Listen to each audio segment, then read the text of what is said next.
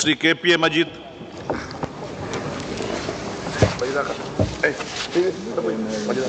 Shri KP A Majeed, അങ്ങേക്ക് 8 minute. Sir, ഇവിടെ governor നടത്തിയെന്ന് പറയുന്ന പ്രസംഗത്തിന് ഈ ചന്ദ്രശേഖരൻ അവതരിപ്പിച്ച പ്രമേയത്തെ ഞാൻ എതിർക്കുകയാണ്. ഒന്നാമത്, ഈ പ്രസംഗം ഗവർണർ നടത്തിയ പ്രസംഗത്തിന് പ്രസംഗമല്ല, കോപ്രായം എന്നൊക്കെ പറയാം, എന്താവട്ടെ, അതിന് നന്ദി പറഞ്ഞ ചന്ദ്രശേഖരനോട് എനിക്ക് വളരെ വിഷമമുണ്ട്. അങ്ങയുടെ പ്രസംഗം മുഴുവൻ ഗവർണർക്കെതിരാണ്. ഇനി ഈ സഭ കഴിഞ്ഞാൽ ഗവർണർക്ക് നന്ദി അറിയിച്ചുകൊണ്ട് സ്പീക്കർ കത്ത് കൊടുക്കും, ഇല്ലേ?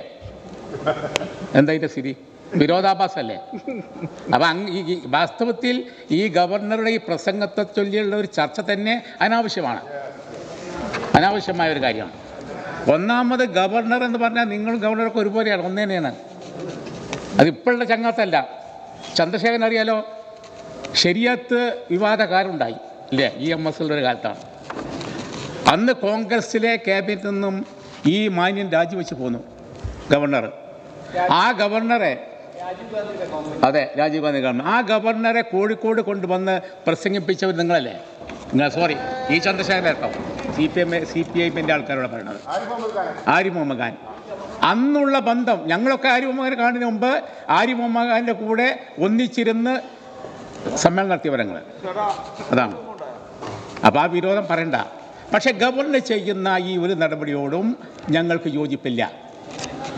ഇന്ത്യയിലെ BJP ഗവൺമെൻറ്റുകളെ അസ്ഥിരപ്പെടുത്താൻ വേണ്ടിയുള്ള ഒരു ടൂളായിട്ടാണ് എല്ലാ ഗവർണർമാരെയും കേന്ദ്രം ഉപയോഗിക്കുന്നത്. അതിലൊന്നും ഞങ്ങൾക്ക് തർക്കമേ ഇല്ല. ഒരു ഗവർണറുടെ അന്തസ്സിന് യോജിക്കാത്ത രീതിയിലാണ് കേരളത്തിൽ ആരിഫ് മുഹമ്മദ് ഖാൻ പെരുമാറുന്നത് എന്നതിലും ഞങ്ങൾക്ക് തർക്കമില്ല.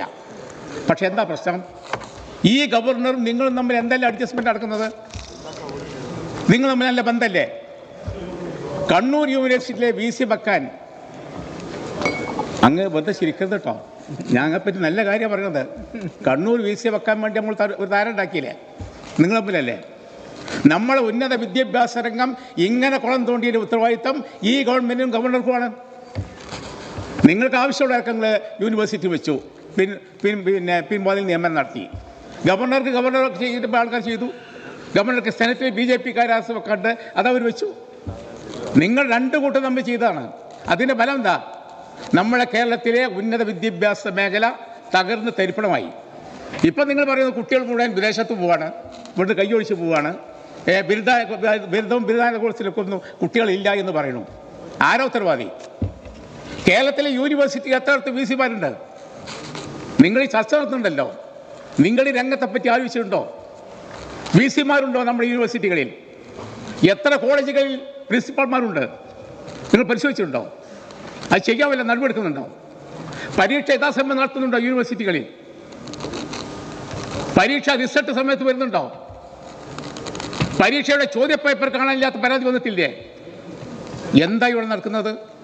അപ്പം നിങ്ങളും ഗവർണർ കൂടിയിട്ട് ചെയ്തുകൊണ്ടിരുന്ന ആ ചെയ്തിയുടെ ഫലമായി ഇന്ന് നമ്മൾ സഹിക്കുകയാണ്. എന്ത് താത്താക്ക് വേണ്ടത്? പ്ലീസ് അങ്ങ് പറഞ്ഞു കൊടുക്കണം പ്ലീസ്. ഇത് ഗവർണറെ പറ്റിയാ പറയുന്നതേ, ഇവർക്ക് കാര്യത്തിൻ്റെ കാര്യമൊന്നുമില്ല. എന്താ? അപ്പം അതേ സമയത്ത് ഞാനൊരു കാര്യം പറയാം. ഈ പ്രതിഷേധത്തോട് ഗവർണർക്കെതിരാണ്. ഒരാൾ അവിടെ നിൽക്കാൻ പാടില്ല, കരിങ്കൊടി കാണിക്കാൻ പാടില്ല. കരികൊടിച്ച ആൾ ഇറങ്ങി വരും, എന്നൊരു ചോദ്യം ചെയ്യും. എന്നാൽ നിങ്ങളെ മുഖ്യമന്ത്രിയോ? ബഹുമാനപ്പെട്ട മുഖ്യമന്ത്രിക്ക് പ്രതിഷേധത്തോട് ജനാധിപത്യപരമായ സമീപനമുള്ളത് ആണോ? മുഖ്യമന്ത്രി സഞ്ചരിക്കുന്നിടത്ത് ആരെങ്കിലും കരിങ്കൊടി കാട്ടാൻ നിന്നാൽ അവർ തല്ലാണ്, പോലീസിനെ വിട്ട് തല്ലാണ്, ഗവൺമെന്റ് വന്ന് തല്ലാണ്. ഗുണ്ടകൾ ബഹുമാനപ്പെട്ട മുഖ്യമന്ത്രിയുടെ കൂടെ സഞ്ചരിക്കുന്ന വാഹനത്തിൽ ഗുണ്ടകൾ യാത്ര ചെയ്യുന്നു പരാതിയുണ്ട്. അങ്ങനെ പത്രത്തിൽ വാർത്ത വന്നിട്ടുണ്ട്. ഹെൽമറ്റ് കൊണ്ട് അടിക്കും, മറ്റൊരു രീതിയൊക്കെ അടിക്കും, ചട്ടി അടിക്കും. ഞാൻ പറഞ്ഞ മുഖ്യമന്ത്രിക്ക് പ്രതിഷേധത്തോട് ഈ നിലപാട് വേണം. ഏത് മന്ത്രിയാണെങ്കിലും ഏത് സ്ഥാനത്തിരിക്കുന്നവർക്കെതിരും പ്രതിഷേധം ഉണ്ടാവും. കേരളത്തിൽ ഉണ്ടായിട്ടില്ലേ? കരിങ്കൊടി കാണിക്കാനുള്ള സമരത്തിൻ്റെ ഒരു മാർഗമല്ലേ നിങ്ങൾ ചെയ്തിട്ടില്ലേ? എല്ലാവരും ചെയ്യുന്ന കാര്യമാണ്. അപ്പോൾ അത് ചെയ്യാൻ പാടില്ല. ഞാൻ സഞ്ചരിക്കുന്ന ഒരു സ്ഥലത്തും ഒരാളെയും കാണാൻ പാടില്ല. ഇതല്ലേ നിങ്ങളുടെ നിലപാട്? ഇതേനല്ലേ ഗവർണർ നിലപാടും? നിങ്ങളെന്ന് വെച്ചിട്ടുണ്ടെങ്കിൽ നിങ്ങൾ ഗുണ്ടകളെ വെച്ച്, പോലീസിനെ വെച്ച്, ഗൺമാനെ വെച്ചിട്ട് പ്രതീക്ഷിക്കുന്നവരെ തല്ലുന്നു. എന്താ പറയണോ? പറഞ്ഞോളൂ, എണീറ്റ് പറയുന്നെങ്കിൽ. ലീഗിന്റെ നിലപാടാണോ? ലീഗിന്റെ നിലപാടെല്ലാം വരുന്നില്ല. ഞങ്ങളെ മന്ത്രിമാർക്കെതിരെ നിങ്ങൾ പ്രതിഷേധിച്ചിട്ടുണ്ട്, കരികൊടി കാണിച്ചിട്ടുണ്ട്. ഞങ്ങൾ തല്ലാൻ വന്നിട്ടുണ്ടോ? നിങ്ങൾ CPIM നേതാക്കന്മാർ പരിപാടി നടത്തിയിട്ടില്ലേ കരിക്കൊടി? ഞങ്ങൾ ആക്രമിക്കുന്നുണ്ടോ? ഞാൻ പറഞ്ഞത് പ്രതിഷേധിക്കുക എന്നുള്ള ഈ ജനാധിപത്യപരമായ ഈ സംവിധാനത്തെ, ഈ സമരരീതിയെ എന്തിനാണ് മുഖ്യമന്ത്രിയും ഗവർണറും ഇങ്ങനെ സ്വാരസ്യം കാണിക്കുന്നത്, അസ്വസ്ഥ കാണിക്കുന്നത് എന്തിനാണ്? ഗവർണർക്കെതിരെ പ്രതിഷേധം വരുമ്പോഴെങ്കിൽ പോലീസ് അവരുമായിട്ട് യോജിച്ച് നിൽക്കുക, സൗഹാർദ്ദപരമായി നിൽക്കുക, നീക്കൂല. എന്നാൽ മുഖ്യമന്ത്രിയുടെ വാഹനം വന്നാൽ അടിച്ചു നിർത്തുക. ഏതോ ഒരുത്തൻ ബസ്സിന് ഷൂ എറിഞ്ഞു, വധശ്രമത്തിന് കേസ്. എവിടെ ഷൂ എറിഞ്ഞിട്ട് ആരെങ്കിലും മരിച്ചിട്ടുണ്ടോ? മുളപടി. എന്താണ് ഇവിടെ നടക്കുന്നത്? നിങ്ങൾ എന്താ ഇവിടെ നടക്കുന്നത് നിങ്ങൾ ആലോചിക്കുക. ഒരു മുഖ്യമന്ത്രിയും ഗവർണറും കൂടി നമ്മുടെ സംസ്ഥാനത്തെ എവിടെ എത്തിച്ചു നിങ്ങൾ ആലോചിക്കണം. ഞങ്ങൾ ഗവർണറെ അനുകൂലിക്കുന്നില്ല, ഗവർണർ ചെയ്യുന്ന ഒരു സംഗതിയും ഞങ്ങൾ യോജിക്കുന്നില്ല. പക്ഷേ നിങ്ങളും ഗവർണറും തമ്മിൽ കള്ളനും പോലീസും കളിക്കായിരുന്നു.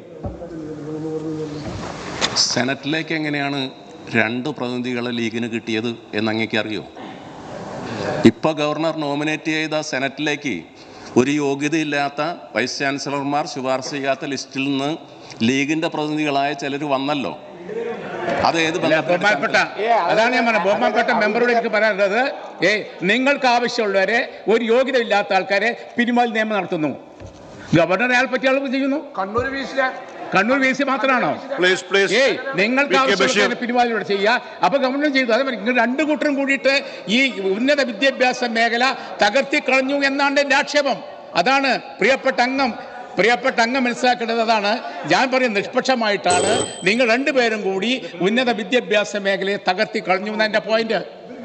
ഇനിയിപ്പോൾ നിങ്ങൾ നവകേരള സദസ് പറയല്ലോ, ഞാൻ സമയമില്ലാത്തപ്പോഴില്ല. നവകേരള സദസ് നിങ്ങൾ അതിൽ ആളുകൾക്ക് നന്നായി വന്നിരുന്നൊക്കെ പറഞ്ഞ് ഈ അരിക്കൊമ്പൻ്റെ പ്രശ്നമില്ലേ? ഒരു വണ്ടി അനൗൺസ് ചെയ്ത് കണ്ട് അരിക്കൊമ്പൻ ഈ വണ്ടിൻ്റെ പിന്നാലെ വരുന്നു പറഞ്ഞാൽ ഇതിലേറെ ആൾ കൂടൂലേ? നമ്മൾ ഒരു ബസ്സിൽ ഒരു പോക്കറ്റുകാരെ കാണുള്ളൂ, എന്നാൽ ഒരു ബസ് നിറയെ പോക്കറ്റുകാരായാലോ? അതാണ് നിങ്ങളുടെ സദസ്സ്. നിങ്ങളെ മന്ത്രിമാർ വിളിച്ചു പോകുമായിരുന്നു. നിങ്ങളിപ്പോൾ കിട്ടിയ അരികൾ എന്ത് ചെയ്ത്? ഇപ്പം ഞാൻ എൻ്റെ മണ്ഡലത്തിലെ ഒരു കാര്യം മാത്രം പറയാം. ഈ എടരിക്കോട് സ്പിന്നിംഗ് മില്ല്, അവിടുത്തെ CITയുടെ നേതാവ് ഒരു ഹർജി കൊടുത്തു. എന്താ വെച്ചിട്ടുണ്ടെങ്കിൽ മില്ല് പൂട്ടിക്കിടക്കുകയാണ്, അത് ഉടനെ തുറക്കണം. അതാണ് നിവേദനം. CITയുടെ secretary, spinning mill secretary PP Ajith, gratuity ആയിട്ടും അവർക്ക് പ്രൊവിഡന്റ് ഫണ്ടായിട്ട് 10 കോടി കിട്ടാണ്ട്. അപ്പം മന്ത്രിക്ക് നവകേരള സദസ് കൊടുത്ത് ഉടൻ തീരുമാനം ഉണ്ടാവുമല്ലോ, മില്ല് തുറക്കണം, ഈ പൈസ കൊടുക്കണം. മന്ത്രി കേൾക്കണം, അങ്ങ് മാത്രമേ ഉള്ളൂ. സോറി, എന്താ ചെയ്ത അറിയോ? ഈ ഗ്രാറ്റുവിറ്റി കൊടുക്കാനും മില്ല് തുറക്കാനുള്ള നിങ്ങൾക്ക് നൽകിയ CIT നേതാവിൻ്റെ അരിജി ഗ്രാമപഞ്ചായത്തിന് വെച്ച് കൊടുത്തു. എടരിക്കോട് ഗ്രാമപഞ്ചായത്തിന് 10 കോടി കൊടുക്കാൻ. നിങ്ങളിപ്പോൾ ഈ പരാതികൾ തീർപ്പാക്കിയത് മെസ്സേജ് എങ്ങനെ തീർപ്പാക്കുന്നു? കുറേ ജില്ലാ പഞ്ചായത്തിന് അയച്ചു കൊടുക്കുക.